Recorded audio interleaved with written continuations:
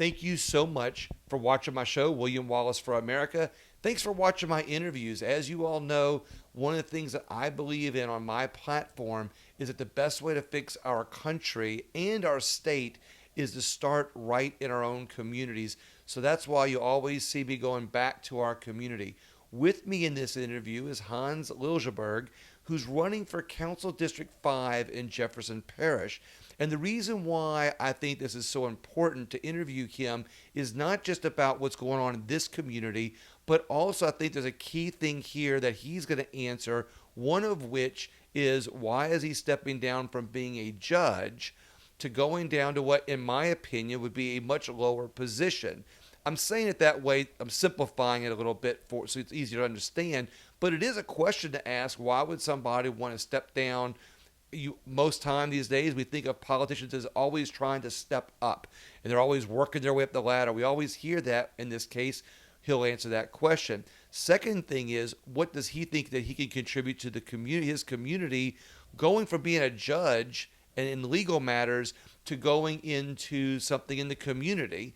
And then thirdly, there's an area in Old Metairie that they are actually two areas in Old Metairie where there's a lot of talk on will it be commercialized or not.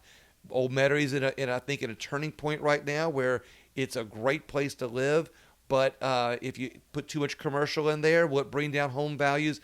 A lot of people are worried about that, and Hans is going to answer those questions today. Thank you so much for coming on with me today. I really appreciate it. It's my pleasure. Thank you for having me. Well, I tell you, after when I talk to you, at all the different events, I get to see firsthand how laid back you are and how good of a person you are.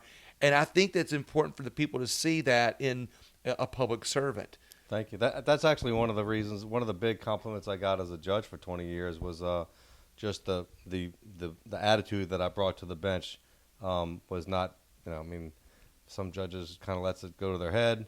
But I was always even keel. And, I think that would play well on the council where, you don't want battles, you want consensus. Well, and it's a lot of people don't realize that sometimes consensus doesn't mean you're giving up values or your beliefs. It means trying to find that meeting point for everybody. I pick my battles. If it's important, I'm going to fight. Right. Exactly. So tell me now, you as a judge, let's get to that point there. Where did you grow up? And I think that's important for the people watching this video, where you grew up and where did you go to school and law school? So I went, I've lived my entire life in District 5. I grew up right by the levee on Clifford Drive. We used to go behind the levee we'd go crabbing literally with a bucket. And I was born in '68, so we'd go back there with a bucket in our bare hands and come back with a bucket full of crabs. I would bring my aunt and uncle lived. I grew up with 4 siblings. There were 5 of us. Across the street was my mother's sister, my aunt, who married my father's brother, my uncle. So they're like double aunt and uncle, right? And they had no kids, and they were literally right across the street from us. So we had sort of 2 sets of households. I'd bring a dozen crabs over to my aunt, and she'd boil them for us. And, I lived there till absent college and law school. But I was domiciled there until I was 25 when I got married. We bought a house. We bought a house on Beauvais Street, right on the New Orleans side of Severn. So I was literally between Severn and Causeway, also in District 5. We lived there till we outgrew it. I think we had 4 kids there. My wife was pregnant with our 6th daughter, and 5th daughter, and then we built this house that we're in now on Metairie Court. So I've lived my entire life in District 5. So your heart is not only from here, but it belongs here. It's absolutely you're not only you're connected not only in DNA here with all the family here, but it's ingrained. It is ingrained. And 7 daughters. Is that what I hear? Right? 7 daughters. Holy cow! How long have you been married? 30. It'll be 31 years in May. We just celebrated our 30th anniversary. So 31 years.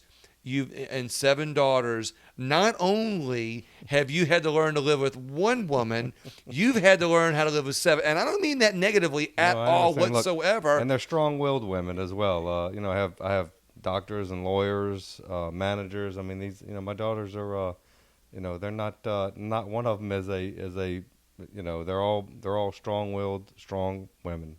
It's important to note like that shows how good of a parent you are, and how good of parents you are as a married couple, because compliments to you for both not only being married that long, but being able to raise 7 kids, but 7 daughters.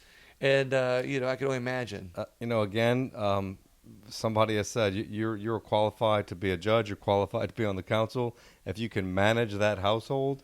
Now, to be honest, I got to give my wife most of the credit for that. Absolutely. She's an extraordinary human being, but we have together. I'm very proud of the children that we have raised and are still raising. My baby is 17, so we still have children at home. So I think there's a testament of you not only as a parent, but being able to work with women, and I mean we work with everybody is important, but the fact that you're able to pull together a family and with your wife and raise 7 responsible children and good daughters, there's a lot to say about that. Thank you. Compliments to you on that. Thank you. So now, if you're able, so you raise a family here. Were you ever a practicing attorney? I practiced law for 8 years before I ran for judge. I ran for judge at a very young age. As a practicing, when I finished law school, I went straight to work for the parish attorney's office. I was the legal advisor for many parish departments. I worked under 2 parish presidents, under 2 parish attorneys, so I learned a lot about the workings of the parish. I moved from, and by the way, they handed me, because I was excelling at what I was doing, they handed me big cases. I was honestly all over the country handling a multi-district litigation class action involving pickup trucks that the parish owned.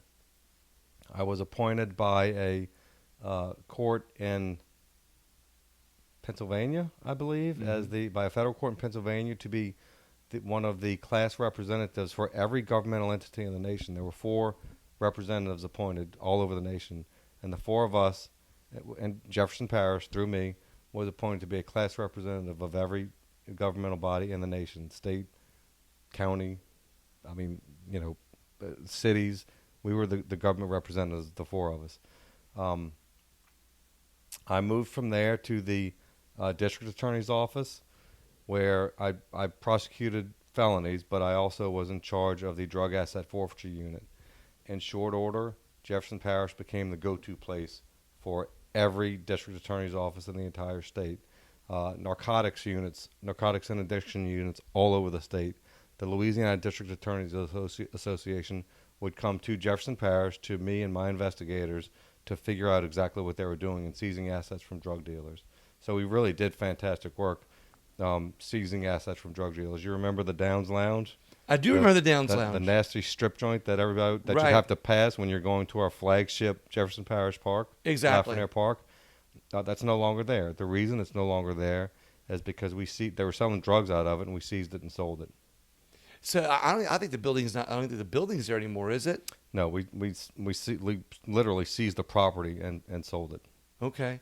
So so this is a true testament of. So your basically roots began working in the parish government from the beginning of your career, and then from there is when you ran for the 24th JDC. That's correct. No, well, I worked for parish government, and then I worked for the DA's office. Then I ran for the 24th JDC, and I was 34 years old, as I said. I was a very young man at the 24th JDC. There were 16 judges in the 24th JDC. One of my first thoughts is, this is a big court. There are a lot of judges. How do I make every place I had been, I'd left there better than it was, and I knew that I could control my division, and I knew that I could do a great job in my division. But how do I make the court a better court? And I worked as hard as I could. Again, I was by far the youngest judge. Some of the older guys started looking at my division, which had the lowest docket, thinking, the kids really making us look bad. These here. are all older guys that have right. been there forever. You're there running very efficiently. Right. So everybody upped their game because of the work that we were doing, that I was doing, and I left there. It was a better place when I left it than when I got there. So you're basically leading the way as a young judge working in this court, motivating some people. I guess. Do you think there's a little competitiveness going on? Oh, there's no doubt. There's no doubt. And so that you're running things very efficiently. You're able to make a good example of some things. Now, were your term limited there? No, judges don't have term limits. I served there for 10 years. I was elected in 2002, started my term January 1st of 2003. Served one full term, ran again unopposed. A spot came open on the Fifth Circuit Court of Appeal in 2013. So in 2012, I ran for that unopposed, which, again, I think is honestly somewhat of a testament to me because, there were judges that were more senior to me that deferred to me to move to the, it's a promotion to go to the appeals court. I hear there's a lot of respect amongst judges of each other. Judges tend to respect each other, and I might be saying this the wrong way, but when you learn about like a decision a judge might make, it sets a precedent. Yes. In the court. So when another judge has a similar case, he might not do something differently than the other judge did, out of respect. Do you think that same respect carried with you when maybe you led the way in efficiency and running the courts right? That when you ran unopposed, it was because they all said no, out of respect for what they knew your capabilities were, they stepped aside. I think that judges respect that a hardworking judge, that somebody that's intellectually capable and has earned the promotion. I think that there's no question that there's some respect among the judges for that reason. What kind of cases now you were in Jefferson Parish, 24th JDC, handling local cases. So you were handling. Can you give everybody out an audience an idea of kind of the cases you handled in JDC? I have in the 24th JDC. I handled everything from possession of marijuana to capital murder, death penalty cases. I have handled a $5 case to a multi-million-dollar class action to a divorce. I mean, we do everything. So you saw the legal side of what was going on in Jefferson Parish from that perspective as a judge, where before you were working with the parish on before that in the same capacity, I guess, on the legal matters is what I'm trying to get to. Right. And so you've seen, I guess, a broad scope, not just the bad side, but you see the good side too, because you're dealing with a lot of good people too. Absolutely. But you're very, very aware of what's going on in the parish. So then you go on to the Court of Appeals, correct? Correct. What kind of cases did you handle in the Court of Appeals? We handled the same type of cases. Obviously, it was appeals. We didn't handle trials. The Fifth Circuit Court of Appeal was over Jefferson, St. Charles, St. James, and St. John. Again, it was appeals on the same type of cases I heard as a district court judge, which, by the way, was extremely helpful in serving as a Court of Appeal judge because I didn't do anything. There are just some things, we read transcripts and research the law. Right. It's a very academic job. There are some things that you just don't get from black and white letters, from a transcript. And having served for 10 years as a judge that handled every type of case you can imagine, I could pick up things that I knew were going on behind the scenes. So basically what I'm hearing from you is you have the ability to get to know people really well. Or as a judge, you're kind of forced to, but I guess you learn how to have an extra sense that you had to get to know people on a different level, which helped you as a judge. But could that also help you in this position as a councilman? There's no doubt about it. Look, we have retired judges that have run for all different types of offices around in the local area. One of our councilmen now is a retired judge. That's right. Is it Marion Edwards? Yes. Yes. So, and one of the things that, like you said earlier, one of the things that Marion's credited with is being a calming influence on the parish council, and I've heard many people say it really works fantastic for the council, and I will be the same thing. People say you have the same personality. I can see that, and that's kind of why I wanted to sit down with you, is to be able to show people that you're not someone that's running on narratives or ideologies or the hot topics of the parish, waving a flag that you're going to do things a certain way, although you do have your commitments, but you're not gonna you're gonna be somebody who is impartial and listens to people. And while the community might want you to do one thing a certain way, you'll listen to the community from what I'm hearing. But you're gonna be a balanced person where nobody is gonna feel ignored. Is that the case? I mean, I can tell you that I mean, obviously there are some issues where half the people you're going to make happy, half the people you're going to make mad. Generally speaking, I don't think that that's every single problem. Most problems you have a majority. I think a council person is a representative of his or her constituents, and I will be a representative of my constituents, and I will do their will. If it's half and half, then I'm going to do what's best for my. I'm going to do what I believe is best. Well, I understand. Like I said, and I don't think it's ever be half and half. I think it's going to be probably most people here think kind of the same way. But you're going to be able to find ways to talk to other council people to bring in on your idea because you're going to need their votes.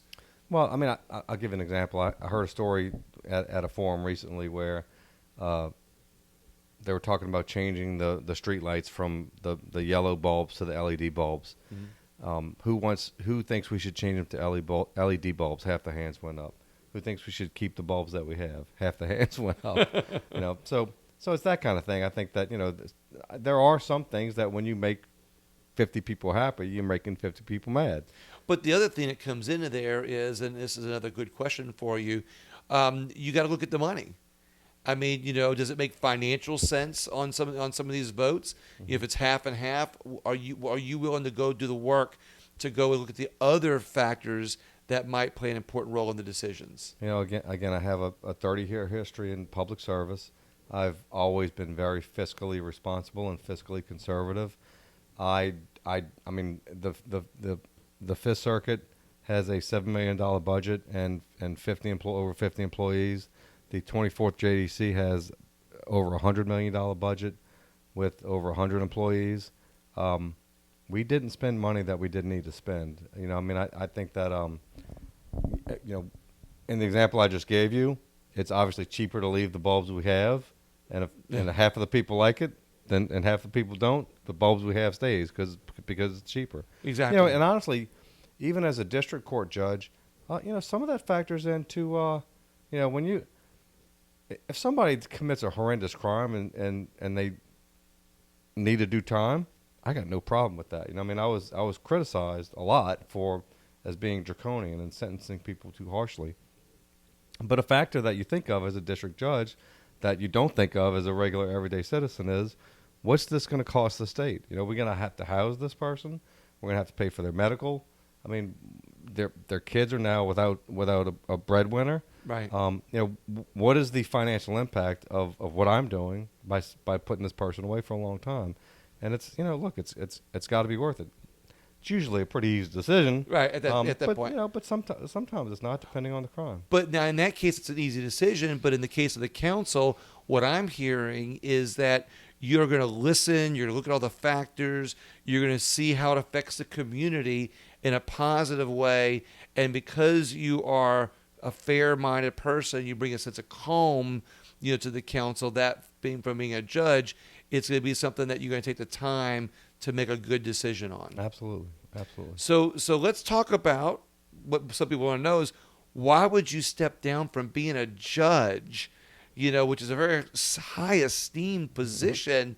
Mm-hmm. Not that councilman's not, don't get me wrong, but I mean, you're on the Fifth Circuit, and if I remember right, you were 2 months into a 10-year term? That's correct. So you had a guaranteed job for 10 more years, and you probably could have run for another election. I could have. Exactly. After that, or gone on to the Supreme Court in an even bigger position, even more as an attorney. Those are very high esteemed positions.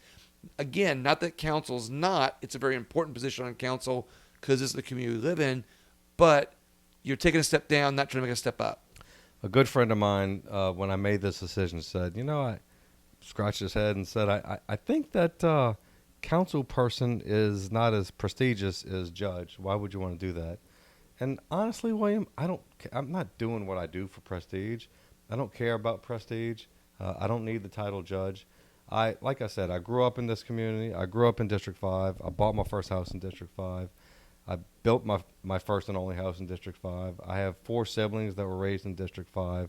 I raised 7 daughters in District 5. They all went to school in District 5. This community is part of my fabric. I really truly hate hearing politicians say, "I'm doing this for my kids and grandkids." I'm doing this for my kids, and I really am doing this for my kids. Right. Look, I have 4 daughters that are out of the house. I'm still amazed by 7 daughters. You pulled together a household of 7 women, 7 daughters, 8 women, and that's a testament of not only being impartial and fair and even keeled, but that's a testament of patience and kindness and heart. You've got a really big heart. That had to create a big soft spot for you. It does. It has. I mean, Okay. look, and it's been an absolute wonderful ride. What I want to make sure of is that so my children have bought 4 houses in Jefferson Parish. I really, I have a grandson. I want to make sure that my children have a place to stay. A lot of my friends from high school are gone.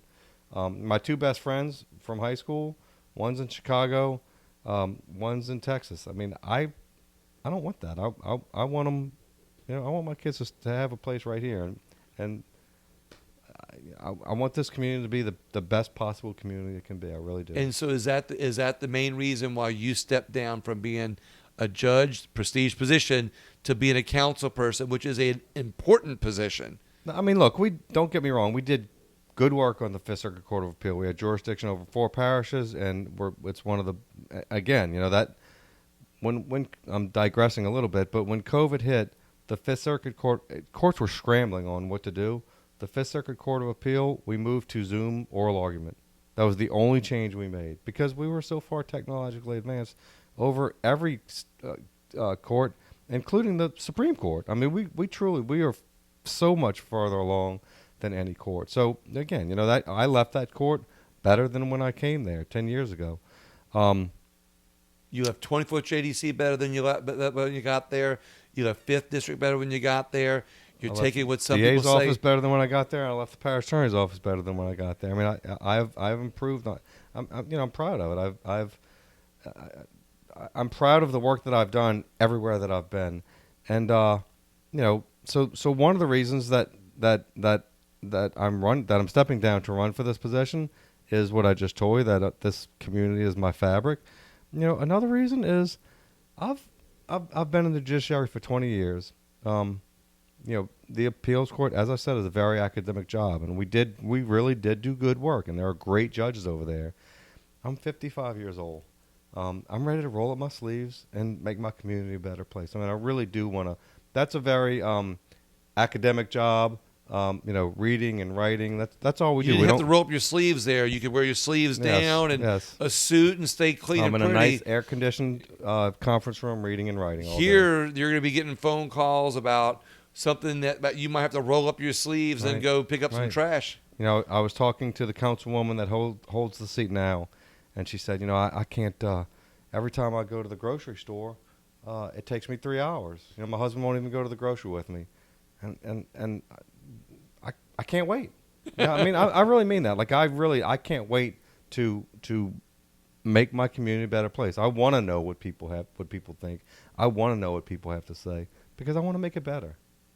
Yeah, so that I tell you what, that reason in itself is enough to step down because, as I said in the beginning of this interview, is the best way to fix our country and our state is to start in our community. And you brought up something about people leaving your area in Jefferson Parish and Mattery, and your friends and your lifelong friends. A lot of people are leaving the state, so I get that smaller example that you're bringing in. So the hot topic in here in your community is that Haynes School just closed, or they're closing it down for all the right reasons, I guess. But the community is worried about what to do with all that land. They're seeing a lot of land turn to commercial. They built really nice homes here, and if it goes more commercial, their values are going to go down, and they're concerned about that. How are you going to handle that? I can tell you that as long as I'm alive and on that council, that property will not be commercial. We have this area is very dense. That area in particular right there is flooding. I think we have a lot of work to do. My goal would be to keep it as it's R1A right now. I would like to honestly see oversized lots. I'd like to. I mean, my goal would be to keep it green, and there actually is a. I know that's because he's a retired lawyer, and I'm trying to help him as much as I can. Working on trying to get a federal grant to keep it all green, to put underground drainage and make it kind of have, the pipes that they put underground, exactly. the vertical to that hold water, Right. And use it as a drainage project. I would love. I think it may be optimistic, but I mean, if we can get that done, that would be fantastic. I mean, I don't want to bring this up but the idea of a park there would be nice. I agree. Look, and that's the idea, to have water retention underground and have it all green. Because to have it commercial would not only be an eyesore for the community, but would create huge drainage problems. We don't, and not only drainage, we have too much traffic. Metairie Road is as you know, it's a state highway, but Metairie Road is completely stressed right now. We don't need any more cars on it. So you're committed not to have any commercial there at all. That's correct. And commitments are one thing, and promises are another when they're on the campaign trail. But from what I'm hearing, and from what I got in your background, my word is my bond. Okay. I think the people of the community are very interested in hearing that. There was another area that they were trying to, at one time, think about doing some commercial over there about Ridge Lake. Is that, do I have that right? There's like some sort of a... There was a push to expand Fat City from where it is currently to the other side of Causeway, to Ridge Lake. Ridge Lake, as you know, is kind of light commercial right now. There was a push to pretty much have a commercial, anything goes commercial. The neighborhood, the Whitney Cecile Civic Association, was completely up in arms about it, and I understand why. I mean, they're worried about that. That's right near the neighborhood I grew up in. It's a fantastic neighborhood.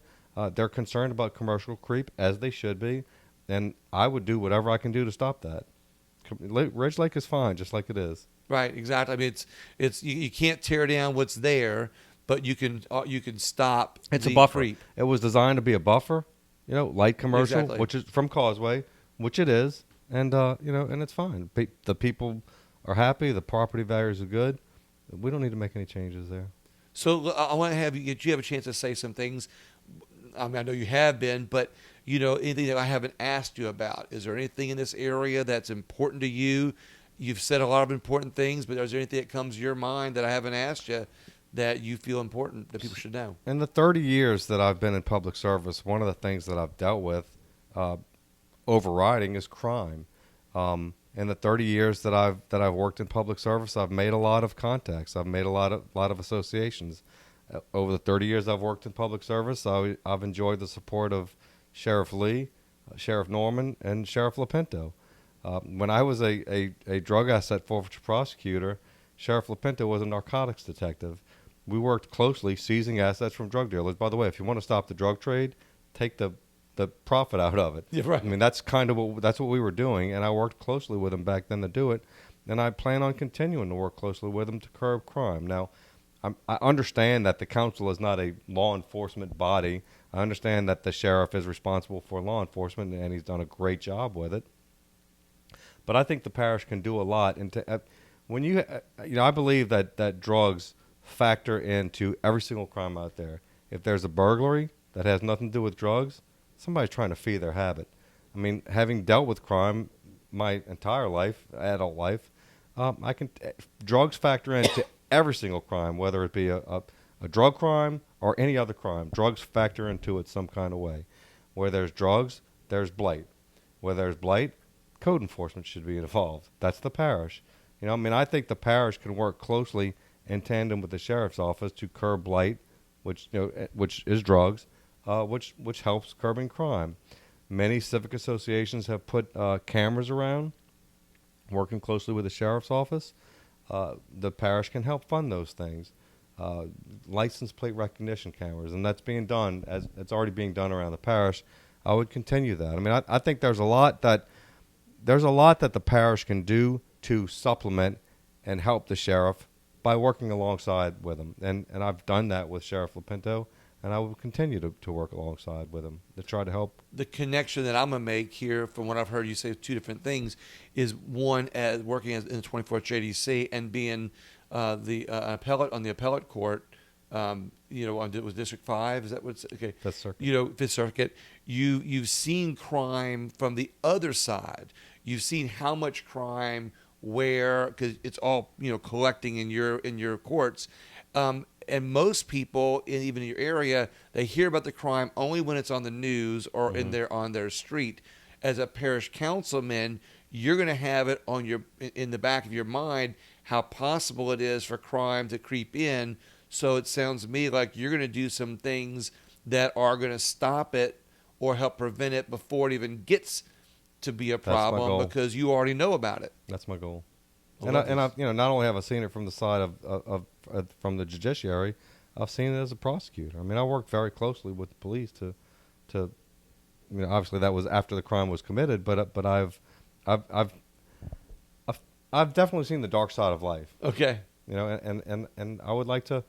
I don't think you stop. I'm of the opinion you don't stop crime, you move it. Right. And I don't want it happening in my parish. I've never heard it before. Don't stop it, move it. If somebody wants to commit a crime, they're going to commit that crime. I mean, let me put it to you this way. When I was doing drug asset forfeiture, we would work with people that we busted to try to work our way up the chain with the drug trade. I can't tell you how many times people would come back and say, I can't get them to go sell in Jefferson Parish. They don't like Harry Lee. They're not going to fool with Harry Lee.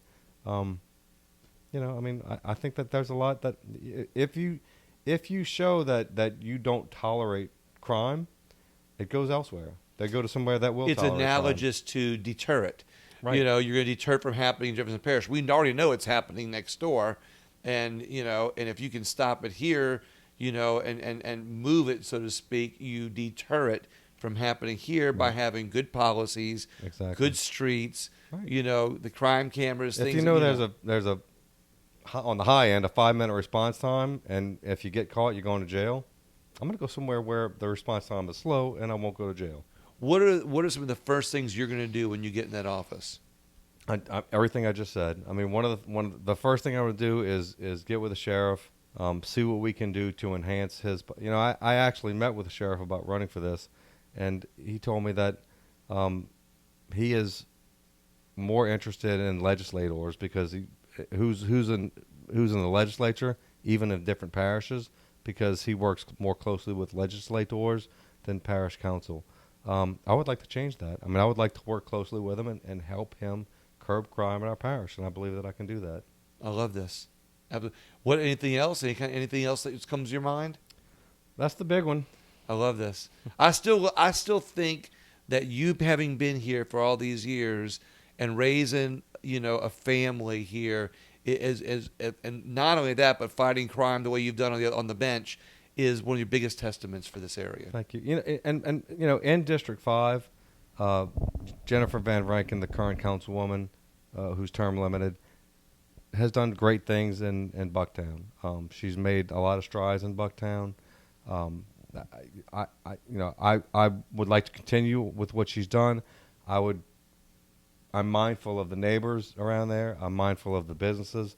I would communicate with them, and actually I have been communicating with them to make sure to see what they want in the future.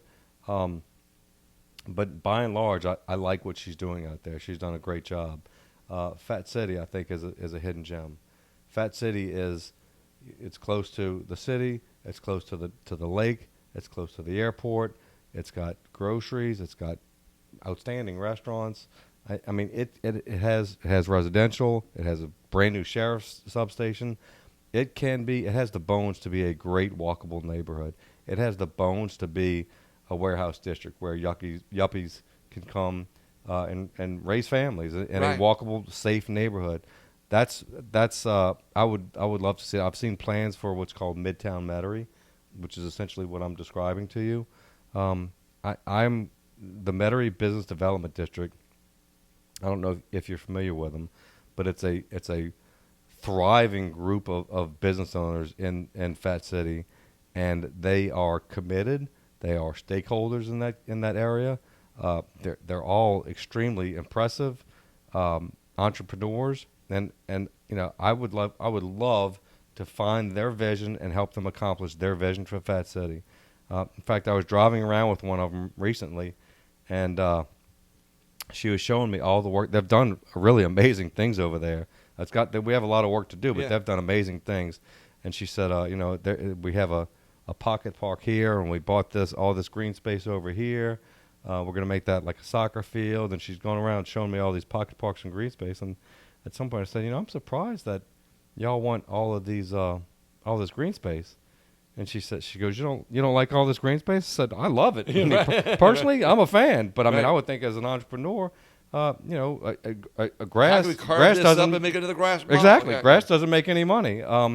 But look, they want it to be they have a really incredible vision for Fat City, and I would love to help them realize it. So you're going to take the good things that the last council person did, find out and work with the community to find what other things need to be worked on, and even find either any other better ideas that there might be, and be able to come together with the right plan to not only protect this district and Metairie for what it is, but help bring it to the next level to preserve it for future generations the way that this community wants it. That is correct. I love this. That's correct. And like I said, and doing that, working arm in arm, glove in hand with the businesses and the residents of the district. Love this.